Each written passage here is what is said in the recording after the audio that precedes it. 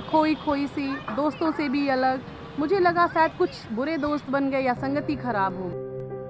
मैं कॉलेज में जाकर सारी पढ़ाई अपनी कंप्लीट करते थे, अपनी मर्जी से सब कुछ करते, लेकिन मैं घर में बैठे बैठे बस लोगों के बातें सुनती थी।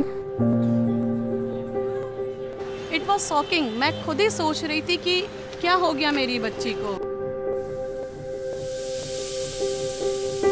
मेरी बच्ची एक ग्रोइंग चाइल्ड थी। मुझे ऐसा लगता था कि मैं ऐसी जगह चले जाऊं जहां मुझे कोई भी जानने वाला ना हो।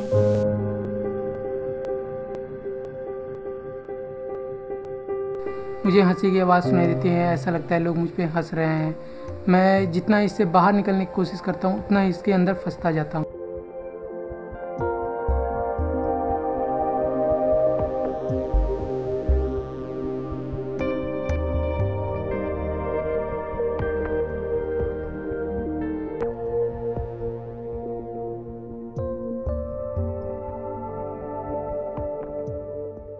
दुनिया में हर 40 सेकंड में कोई न कोई व्यक्ति कहीं आत्महत्या कर रहा है। नेशनल क्राइम रिकॉर्ड ब्यूरो की रिपोर्ट के अनुसार भारत में सन 2002 में कई 1,10,417 लोगों ने आत्महत्या की थी।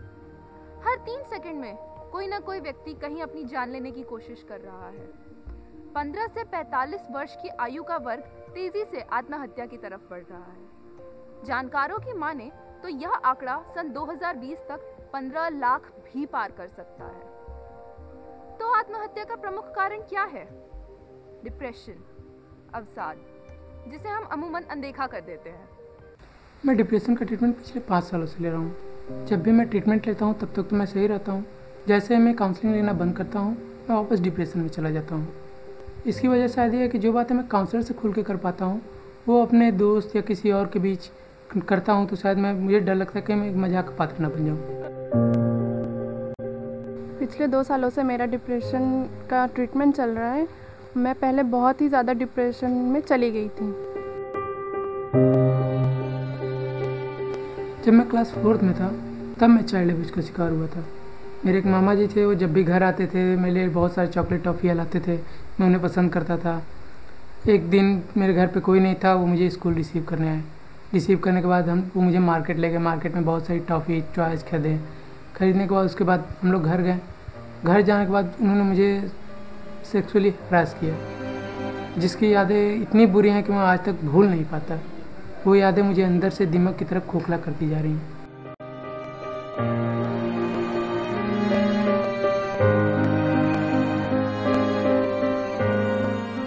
मम्मी पापा भी मेरे नहीं थे, मेरे भाई बहन और मेरे फ्रेंड्स, इन सब के बीच में जैसे मुझे बहुत अकेलापन सा लगता था। लेकिन सबकी खुशी की वजह से मैं उनके साथ रहती थी। उनके साथ रोबोट की तरह हंसना, बैठ के खाना खाना, बैठ के उनसे बातें करना, और वो सब करते करते मैं बहुत थक चुकी थी।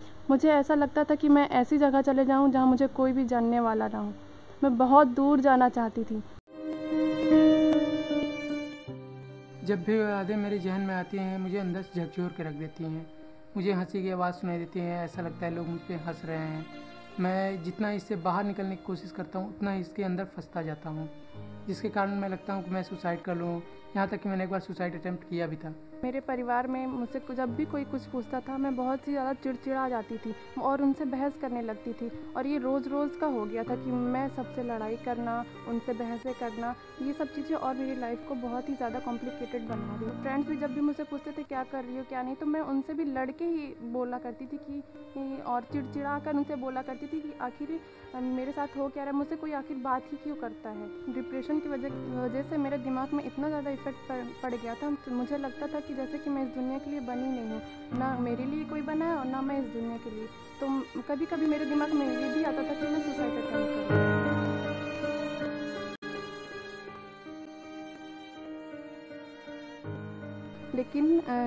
लेकिन मेरी मम्मी को मेरी बहुत टेंशन हुई और उन्होंने फिर डॉक्टर को दिखाया, जिससे ये पता चला कि मैं बहुत ही ज़्यादा डिप्रेशन में चली गई हूँ। बहुत चिड़चिड़ी हो रही थी, छोटी छोटी बातों को लेके नाराज़ होने लगी थी। हमेशा खोई खोई सी, दोस्तों से भी अलग। मुझे लगा शायद कुछ बुरे दोस्त बन गए या संगति खराब हो गई। लेकिन धीरे धीरे उसने कॉलेज भी जाना बंद कर दिया। मुझे लगा नहीं, दिक्कत कुछ और है। ये हमसे भी अलग रहने लगी। जब हम सब बैठ के बातें करते, हंसते, ये अपने आप को कमरे में बंद कर लेती। तब मुझे ऐसा लगा कि अब मुझे डॉक्टर के पास जाना चाहिए। डिप्रेशन में एक बीमारी है जिसमें कि हमारी सोचने की प्रक्रिया परिवर्तित होती है। इसमें हम लोग नकारात्मक सोच रखते हैं और इस तरह मरीज जो होता है इसमें नकारात्मक विचार इतने आते हैं कि वो अपने जीवन से उसका लगाव ख़त्म होता है, उसको कमज़ोरी लगती है, भूख नहीं लगती है, नींद नहीं आती है, एकदम अकेलापन फील करता है। और ऐसे में अगर ये प्रक्रिया लगातार 2-3 हफ्ते तक रहे तो इसको हम लोग डिप्रेशन कहते हैं। It was shocking. मैं खुद ही सोच रही थी कि क्या हो गया मेरी बच्ची को। मेरी बच्ची एक ग्रोइंग चाइल्ड थी। मैं खुद नहीं समझ पा रही थी कि मैं उसे कैसे हैंडल करूं। फिर भी मैंने खुद को थोड़ा संभाला, लेकिन मुझे लगा मेरी फैमिली, एक रेपुटेटेड फैमिली, वो मेरी बच्ची को किस ढंग से लेगी। फैमिली को भी समझने की कुछ चीज़ें ध्यान रखी मैंने, लेकिन फिर मुझे लगा ये सोसाइटी जहाँ हम रहते हैं वो मेरी बिटिया को कैसे लेगी, वो कैसे कोऑपरेट करेगी, कैसे खुद को एडजस्ट करेगी अपनी सोसाइटी के बीच। और सबसे बड़ा इशू था उसकी लाइफ लॉन्ग चीज़ें, उसकी शादी, उसका कैरियर, इस सब को लेके मैं एक बहुत ही अनस्टेबल मदर के रोल में थी।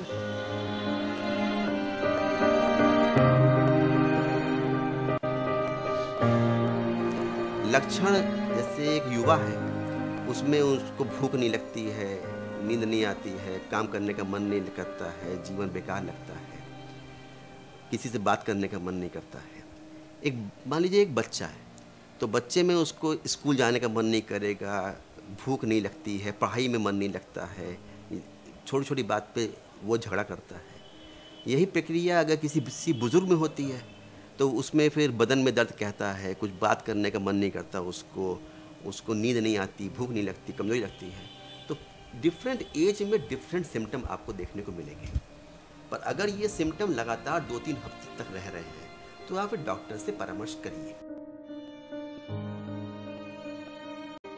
बहुत ही अर्ली फेज में डिप्रेशन है तो हम लोग सिर्फ साइकोलॉजिकल ट्रीटमेंट से ही उसको ठीक कर लेते हैं। उसमें दवा का रोल बहुत कम है, क्योंकि आदमी की सोचने की प्रक्रिया को ही हम चेंज कर देते हैं और वो जो भी नेगेटिव सोचता है उसको हम पॉजिटिव करने की बात करते हैं। इसको हम लोग साइकोथेरेपी कहते हैं। कोई भी काउंसलिंग डिप्रेशन की वजह तक पहुंचती है, उसके कारण क्या है और ये चीज़ें उसके पास्ट को लेके कहीं ना कहीं या प्रेजेंट में उसकी कोई भी समस्या रही है, क्योंकि बिना कारण के कोई भी डिप्रेशन हो ये पॉसिबल नहीं है ना। अपने से डिप्रेशन नहीं आएगा बिना वजह, वो कोई भी वजह होनी ज़रूरी है।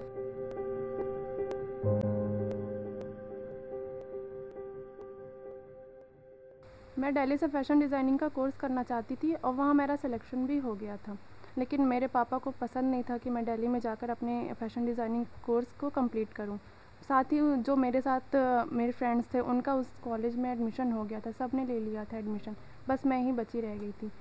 मेरे फैमिली से लोग आते थे, मुझसे क्वेश्चंस पूछते थे कि तुम क्या कर रही हो, लेकिन मैं घर पे खाली बैठी थी। मेरे फ्रेंड्स एंजॉय करते थे कॉलेज में जाकर, सारी पढ़ाई अपनी कंप्लीट करते थे, अपनी मर्ज़ी से सब कुछ करते थे, लेकिन मैं घर में बैठे बैठे बस लोगों के बातें सुनती थी। और जो मेरे डिप्रेशन का सबसे महत्वपूर्ण कारण यही था, जिसके कारण मैं और ज़्यादा डिप्रेशन में चली गई।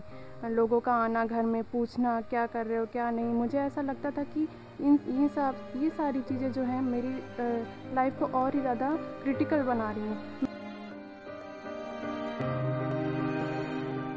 थोड़ा सा अगर मॉडरेट डिप्रेशन में आ गए तो हम वहाँ पे दवा का यूज़ करते हैं। दवा से हम ब्रेन के उन एरियाज़ को एक्टिवेट कर लेते हैं जो पहले से काम नहीं कर रहे थे, तो उससे आदमी की सोच और आदमी की जो एक सकारात्मक ऊर्जा है वो उसमें उसकी बढ़ोतरी होती है।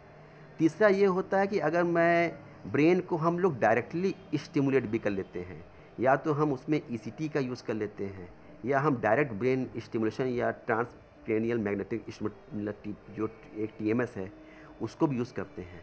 इस तरह हम लोग ब्रेन को डायरेक्टली भी एक्टिवेट करके, यानी कि या तो हम सोच बदलेंगे या हम दवा देंगे और या फिर हम उसको ब्रेन को डायरेक्टली एक्टिवेट कर देंगे। योग करने से तनाव दूर होता है, जिससे तन और मन दोनों तंदुरुस्त होते हैं, लेकिन लोग इस बात को समय रहते ध्यान ही नहीं देते। आपको ये जानकर हैरानी होगी कि जब आप बहुत ज़्यादा तनाव लेते हैं तो आपकी बायोलॉजिकल एज कैलेंडर एज से 30 गुना ज़्यादा होती है। वो कहते हैं ना, पैसा आराम तो खरीद सकता है पर सुकून नहीं। ये बात बिल्कुल सच है, लेकिन आज के समाज ने सुकून छोड़ पैसा चुन लिया है।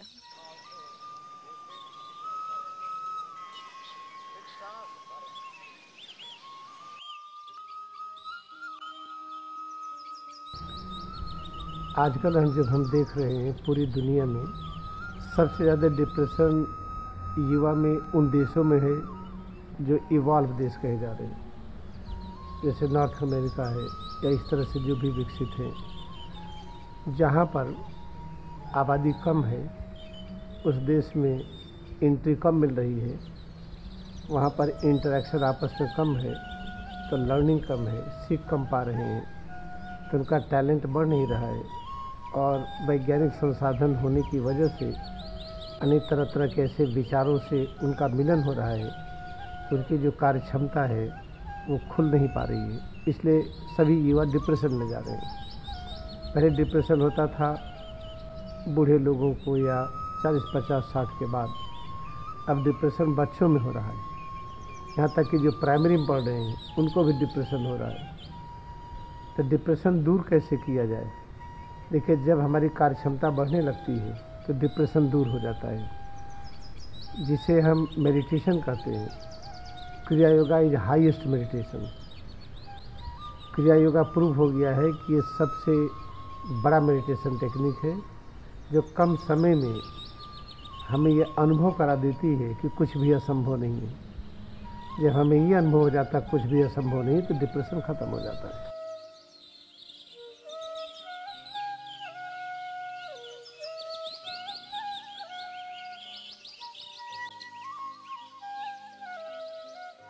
बड़ी जो मुख्य चीज़ है वो ये है कि हम बाहर से अपने आप की तुलना करते रहते हैं लगातार कि वो अच्छा है, हम खराब हैं, या हम अच्छे हैं, दूसरा खराब है, और अच्छे और बुरे में लगातार फंसे रहते हैं।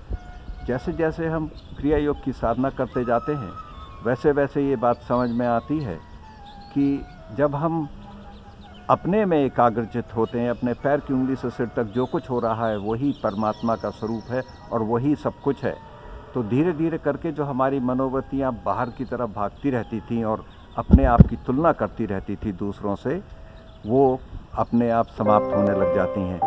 तो मन में चैन अपने आप ही आने लग जाता है, जिसको हम शांति कहते हैं, वो अपने आप ही आने लग जाती है।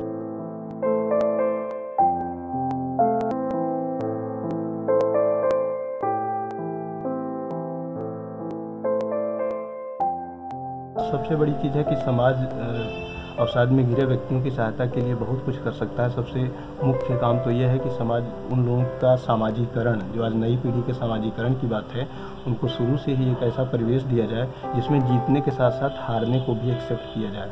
जहाँ जीत है वहाँ हार भी हो सकती है, ये भी लोग मान कर चलेंगे। तो हारने पर वो तनाव, वो उनके अंदर डिप्रेशन या वो अवसाद नहीं होगा, जिसको लेकर वो अचानक एकदम से निराश होकर जीवन से हार मानकर जीवन को लगता है कि उनके ऊपर वो बोझ बन गया है और समाज में वो शायद फेस करने की स्थिति में नहीं है। समाज उनका सामाजिकरण इस ढंग से करे, समाज उनके सामने करियर के विकल्प के रूप में, और समाज में जो सक्सेस का जो तरीका है कि किस तरह से एनी हाउ सक्सेस जो होने की बात है, इसको समाज को बताना चाहे कि एनी हाउ सक्सेस। और आज जो मूल्य हमारे पास हैं, मूल्यों का संकट है, अच्छाई और बुराई में हम फर्क नहीं कर पा रहे हैं। हम किसी भी तरह समाज में सक्सेस होना चाहते हैं, सक्सेस होकर सब कुछ पाना चाहते हैं, रास्ता किसी भी तरह का हो उसको हम तैयार हो जाते हैं उसको अपनाने के लिए, लेकिन उसके परिणाम पर शायद सही और गलत पर हम उतने फोकस नहीं कर पाते। इसलिए समाज को एक ऐसा परिवेश बनाना चाहिए जिसमें उनके जीत के साथ साथ हार को भी स्वीकार करने की क्षमता, और उनके फेल होने पर भी समाज उनको स्टिग्मा न दे, कलंकित न करे, उनको लेबल न लगाए, जिससे कि वो समाज में फेस करने में प्रॉब्लम करे।